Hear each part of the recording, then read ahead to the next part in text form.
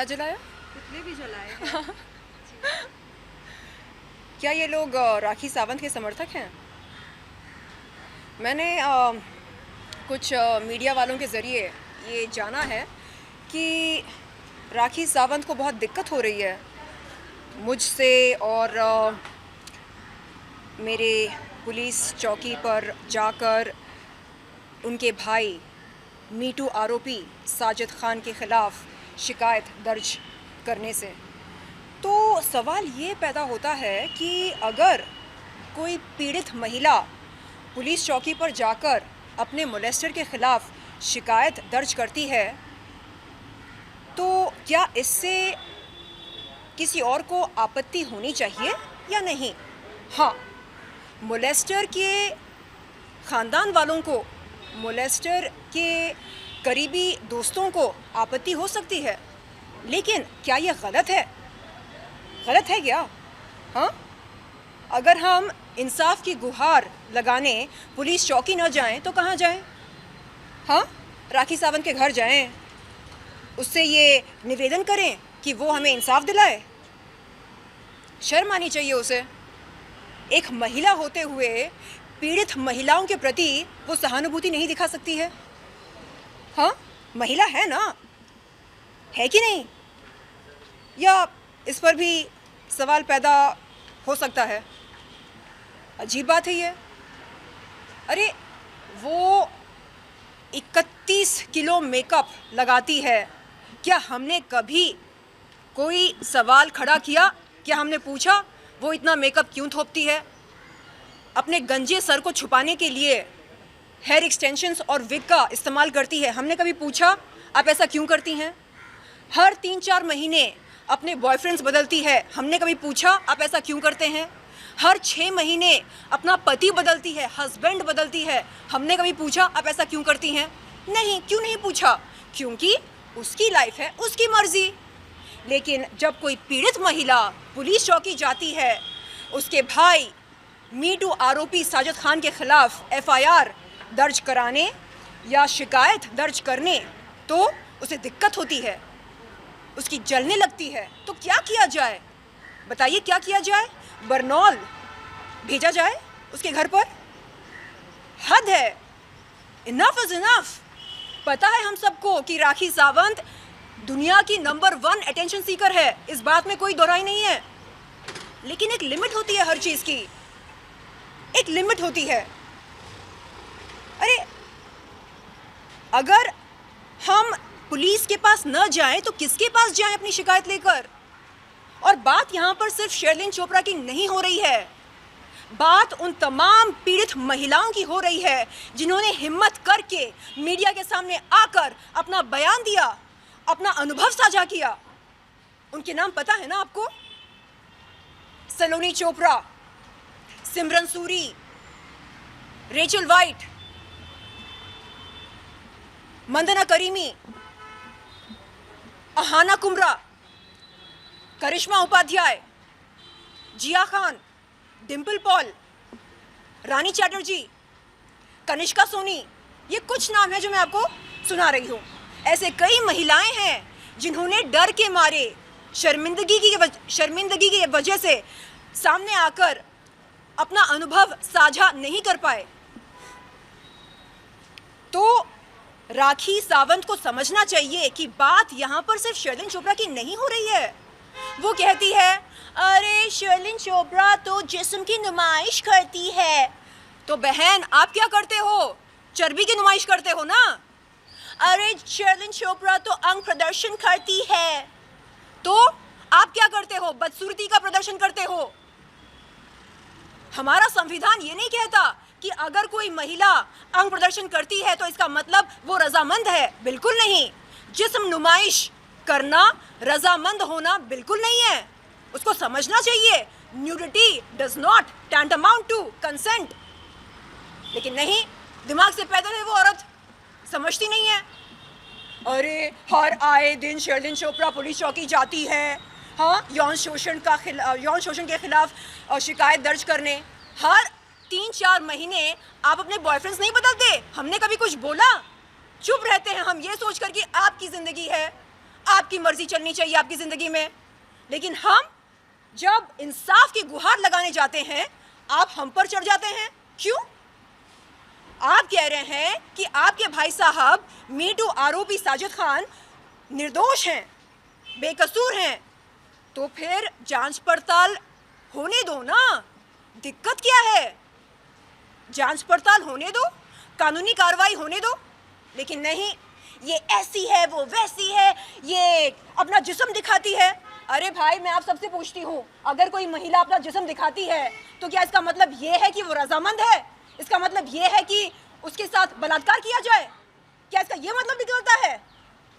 दिखाइए आप, वहां पर महिलाएं खड़ी हैं, वो सर ऐसे करके बोल रहे हैं, नहीं इसका ये मतलब नहीं निकलता है। बेवकूफ, नालायक, छिचोरी है वो एक नंबर की। अरे अटेंशन के लिए और भी कई तरीके होते हैं, अटेंशन पाने के लिए। और भी लोग आपके ऊपर आवाज़ उठा रहे हैं, उनके ऊपर आप क्या कहना चाहोगी? आज तक तो हमने कभी देखा नहीं था, लेकिन आपका पुतला वगैरह भी जला रहे हैं और कह रहे हैं कि ये आज इनका आँख खुला है, इतने टाइम तक तो नहीं। अरे बाबा, उन सभी दिमाग से पैदल लोगों से कहो कि दिल्ली डिस्ट्रिक्ट कोर्ट ने एक जजमेंट पास किया था एमजे अकबर वर्सेस प्रिया रमनी के केस में, ठीक है? तो कोर्ट ने ये कहा कि एक पीड़ित महिला कई दशक बाद भी अपने यौन शोषण के अनुभव के बारे में बता सकती है, अपने इस अनुभव को साझा कर सकती है वारदात के कई दशक बाद भी। इसका मतलब ये नहीं कि अरे बहुत टाइम हो गया ना तो रहने दो, जाने दो, जो हो गया सो हो गया। नहीं, जब जागो तब सवेरा। आज कई साल बाद हिम्मत पैदा हुई है आप लोगों से बात करने के लिए। आज कई साल बाद हिम्मत पैदा हुई है पुलिस चौकी जाकर मीटू आरोपी साजिद खान के खिलाफ एफआईआर दर्ज करने के लिए, शिकायत दर्ज करने के लिए। तो आप कह रहे हैं अरे पहले आप कोमा में थे क्या, बेहोश थे क्या? नहीं, पहले डरे हुए थे, अब जाकर हिम्मत पैदा हुई। अरे साजिद खान कोई छोटा मोटा नाम है क्या? फराह खान का भाई है, और फराह खान कोई छोटी मोटी हस्ती है क्या? सलमान खान और शाहरुख खान की चहेती हैं। तो ऐसे बड़े बड़े लोगों के खिलाफ हम कैसे जा सकते हैं? तब हिम्मत नहीं थी, आज हिम्मत पैदा हुई। अच्छा, आज हिम्मत पैदा हो गई, ये हिम्मत कहाँ से आई? मीटू मूवमेंट के चलते ये हिम्मत पैदा हुई। 2018 में मीटू मूवमेंट शुरू हुआ था ना भारत देश में। तो जब अनेक महिलाएं आगे आकर अपना अनुभव साझा करने लगीं, बताने लगीं कि देखो हमारे साथ भी ऐसा हुआ है और हम भी शिकार बने थे, हम फलाना के पास गए और फलाना ने हमारे साथ गलत किया, ज़्यादती की, ज़बरदस्ती की, तब जाकर हमें एहसास हुआ कि कसूरवार हम नहीं हैं। तब जाकर पता चला कि अरे मैं अकेली नहीं हूँ, मेरे साथ और भी कई पीड़ित महिलाएं हैं। तब जाकर हिम्मत पैदा हुई। सलमान खान का भी जिक्र किया है कल राखी सावंत ने, आप क्या कहना चाहेंगे? वो बोल रहे थे कि मेरे भाई के बारे में भी ये वो आरोप लगा रही है। अरे उस चर्बी की दुकान को बोलो कि सलमान खान सिर्फ उसके भाईजान नहीं हैं, हम सभी महिलाओं के भाईजान हैं, हम भी उनको भाईजान मानते। हाँ, बताओ जाकर उस मनहूस बहन को, सड़ियल बहन को कि बंद करे ये नौटंकी। अरे एक बहन अपनी दूसरी बहन के लिए खड़ी नहीं हो सकती? वो कह सकती है हाँ शर्लिन चोपड़ा, मैं आपके साथ खड़ी हूँ, अगर मेरा भाई गुनहगार है तो उसको सज़ा मिलनी चाहिए। हाँ, आप जांच पड़ताल की मांग कर रहे हो ना? यस, जाओ मांग करो, जांच पड़ताल होनी चाहिए। लेकिन नहीं, वो कह रही अरे उसकी हिम्मत कैसे हुई, वो पुलिस चौकी कैसे चली गई? हिम्मत पैदा हुई मेरी बहन, मेरी सड़ियल बहन, हिम्मत पैदा हुई, एंड थैंक गॉड कि हिम्मत पैदा हुई। मुंबई पुलिस ने आपको क्या सपोर्ट दिया है अब तक? आपने कंप्लेन किया है और अभी भी साजिद खान अंदर ही अपना मस्त वो तो गेम खेल ही रहे हैं, तो क्या है इसके ऊपर कुछ मुंबई पुलिस करेंगी या नहीं करेंगी? देखिए, 29 अक्टूबर की रात को तकरीबन 8 बजे के आसपास एक महिला पुलिस अधिकारी ने मेरा बयान लिया और मुझको ये आश्वासन दिया कि बहुत जल्द कानूनी कार्रवाई शुरू होगी। मैं और तमाम पीड़ित महिलाएं, हम सब सीएम सर के ऑफिस के बाहर खड़े होकर निवेदन करेंगे एक नाथ शिंदे सर से कि वो हमें इंसाफ दिलाएं। अब और किसके पास जाएं हम, मुझे नहीं पता। आई थिंक सीएम साहब के पास जाना ही सबसे बेहतर होगा, क्योंकि हमारे राज्य के मुख्य वही हैं। जी, धन्यवाद। मुखिया, मैंने मुख्य बोला, मुखिया। वो क्या बोल रही थी? हाँ, वायर लगाओ, वायर लगाओ। आपने कभी देखे ऐसे डोले शोले? हाँ, देखिए ऐसे। हाँ हाँ, जरा एप्स दिखाइए। क्या बात है। उस चर्बी की दुकान से कहो कि टाइम पास ना करे, जिम जाए, जिम के अंदर भी जाए, सिर्फ जिम के बाहर खड़े होकर हाँ मीडिया के सामने है आदिल, मिस आदिल, क्या है ये नौटंकी, नॉनसेंस। अरे जिम के अंदर घुसो, जाओ वेट लिफ्टिंग करो, डोले शोले बनाओ, बॉडी बनाओ, लेकिन नहीं, मेहनत नहीं करनी है मैडम को। बस 24 घंटे मीडिया पापराजी, नौटंकी, चर्बी की दुकान।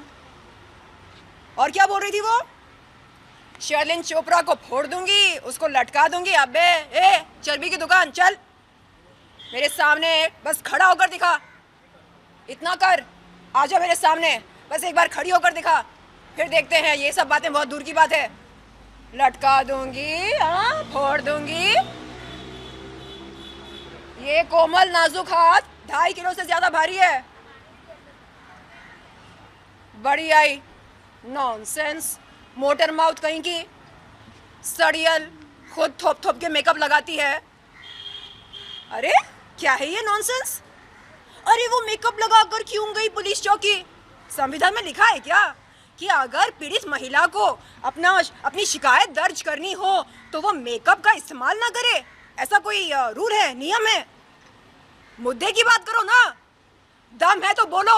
हाँ, कानूनी कार्रवाई हो, जांच पड़ताल हो, दूध का दूध पानी का पानी हो।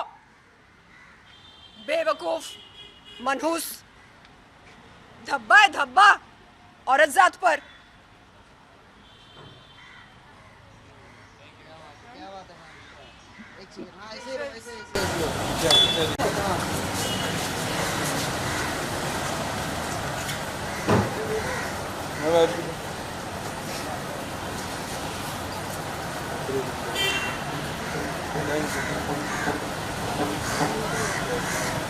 जाकर पूछो उससे।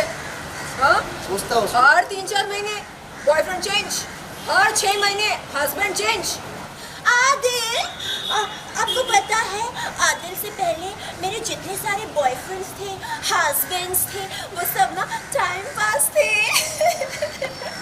बट आदिल नो, आदिल तो यहाँ रहता है, यहाँ रहता है मेरा आदिल। इसको बोलते क्या? चू। च को बड़ी ऊ की मात्रा, त को छोटी ई की मात्रा, य को आ की मात्रा, प को आ की मात्रा, इसको वो बोलते। बंद कर सड़ियल बहन, बहन बोलना भी नहीं चाहिए उसको। चलो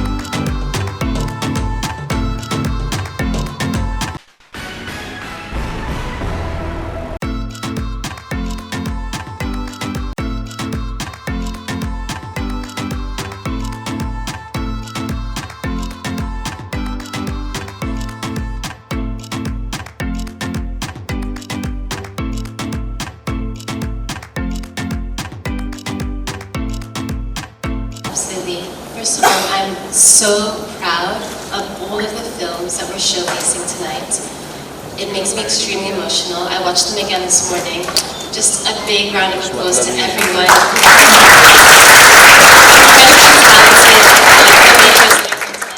I'm very excited to be in Mumbai. But yes, the Fund for Creative Equity.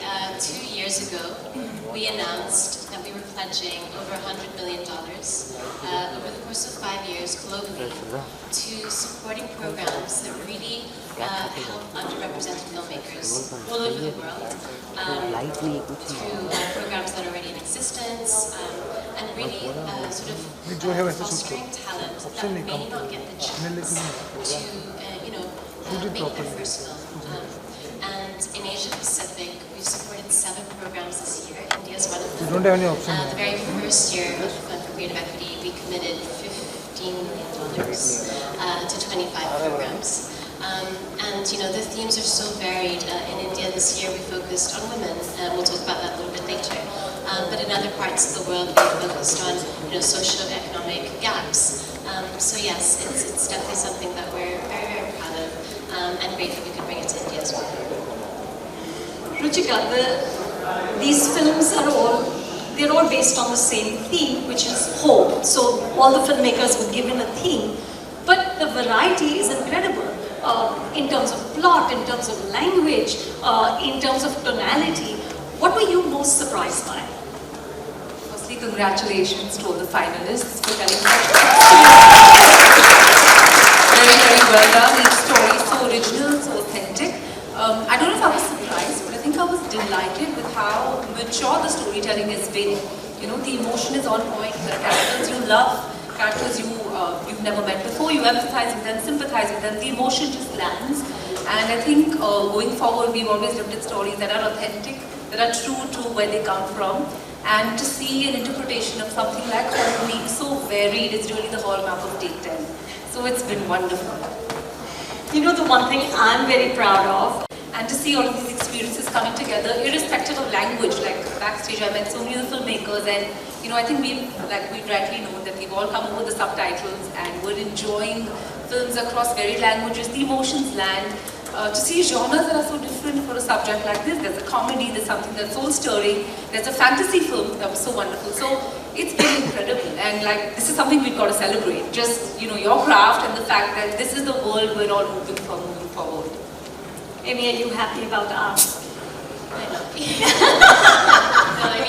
Going back to the fund, one of the things that we set out to do is, we really believe that if we can improve, diversity and representation behind the camera, that will be reflected on screen as well. And, again, the stories that you guys have created, I can see that, your stories are coming through, and we have this wonderful balance, 50% plus women, behind the scenes and in front of the camera as well. And I think it's just so amazing that we can celebrate such diverse storytelling because of this, because we've been so inclusive and diverse throughout this program. And that diversity extends to the languages. There's, we've got 6 films in 6 languages, including Bangla, including Konkani. There are people from 6 states here. Ruchika, how do you feel about that diversity? It really reflects the diversity of this country. Yes, absolutely. I think it just firmly entrenches the fact that as a country we're so rich culturally, and at the same time you don't have to belong to a certain place to be able to enjoy a story that comes out of that place. So I just feel like as a world we're getting smaller, the only common language we all speak is that of cinema, and that's been so beautifully depicted through Take 10. Yeah, that's so wonderful. And one of the most exciting parts of this program was that the 10 finalists got to spend time with some of the best artists in the country, some of the most exciting filmmakers, actors, technicians, and just incredible directors. We've got 2 of them here, Neeraj, Shakun, Kabir was there, Reema Kanti was there, Jayoza, talked to them about camera, Anish John talked to them about sound, Amrita is here, she talked to them about design and art, and Naveen Shetty is here talking about post-production. I just think it was so generous of all these people to just donate their time to give newcomers advice and just, a sense of how they should go about this journey. How did you feel about that? Like the film industry plugging in to support Take 10? I think inherently that's how creators are, right? There's Abhishek, there's Neeraj, there's Shakul. Has Abhishek come? Oh, yeah, he's here. He's He's looking here. down. I Yeah. can see him. His hair was all over.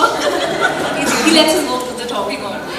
But I was mildly jealous, I think to get this kind of time from veterans who are so happy to pass the baton of all their experiences, and they've been so candid. I love when Shakun said that it's okay to say I don't know, and we say that all the time, and then we learn from each other.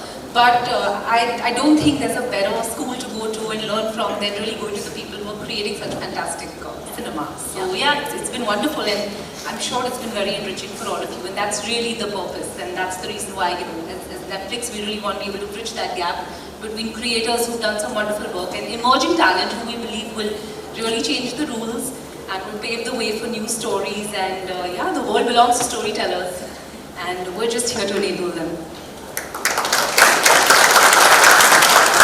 Amy, last question to you. How do you think Take 10 has fulfilled goals for equity? And what is your hope for our 10 filmmakers? I think, we've got to start somewhere, and I think there's so many problems within the industry that we need to resolve. So this program is just the first step, I would say. But we've done fantastic with, again, gender balance, and I think this program has actually gone above and beyond our expectations, from that very first conversation that we had, Film Companion and Netflix. And we really, you spoke about a journey.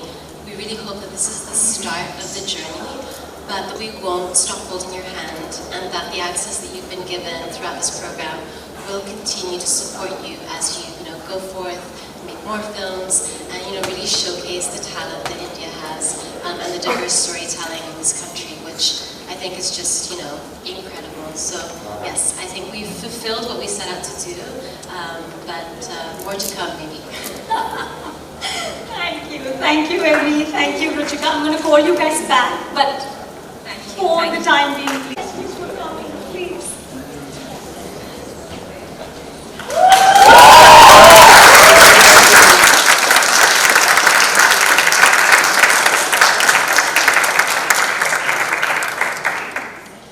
So quickly, guys, I just want you to just one by one give me a sense of what your experience with Take 10 was like, and what do you think is the importance of something like this? I mean, all I can say really is that I wish we had something like this when we were growing up. I mean, yeah, and I think it's thanks to Netflix, thanks to you, that initiatives such like these are happening, and we get an opportunity to interact with you guys and talking through the problems that we encounter when we make films, and by doing that we answer some of the questions that are within us as well. So yeah, it's absolutely wonderful. Thank you so much for this. I would share a very sentiment. I immediately went back to my first short film where I had to do it completely guerrilla style because there's no budget. But here you are.